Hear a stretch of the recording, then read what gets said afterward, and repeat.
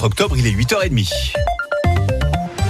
Le journal François Petit-Demange, bonjour. Bonjour Jean-Luc. Et on revient dans ce journal sur l'affaire Daoudi. Assigné indéfiniment à résidence à Saint-Jean-d'Angély, il va poser une nouvelle QPC cet après-midi au tribunal à La Rochelle. À suivre également dans ce journal la réponse de la préfète de la Charente aux violences à Soyaux et la future voiture invisible présentée au Mondial de l'Auto. Kamel Daoudi a de nouveau rendez-vous au tribunal. Où il reposera la même question. Peut-on être assigné à résidence à vie ? Kamel Daoudi, c'est cet Algérien de 41 ans, assigné à résidence depuis 10 ans déjà à Saint-Jean-d'Angély depuis près de 2 ans, obligé de pointer 3 fois par jour.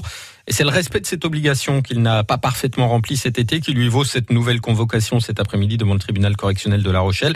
Et c'est ce qui lui permettra de poser une nouvelle question prioritaire de constitutionnalité, une QPC.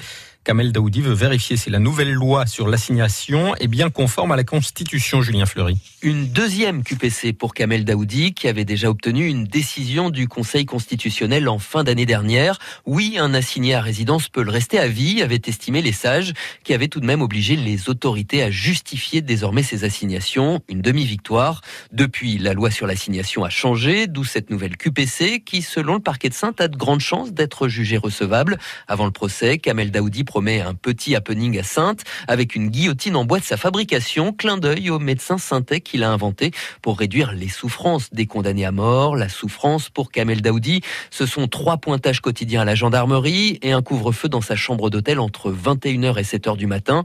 Obligations qui ont connu 2 accros cet été, à comparer à ces plus de 10 000 pointages réalisés en 10 ans. Kamel Daoudi, toujours considéré par la France comme un dangereux terroriste, lui qui a été condamné en 2006 à 6 ans de prison pour un projet d'attentat contre l'ambassade des États-Unis à Paris. Déchu de sa nationalité française, son expulsion vers l'Algérie avait été bloquée par la Cour européenne des droits de l'homme. Julien Fleury sur France Bleu La Rochelle.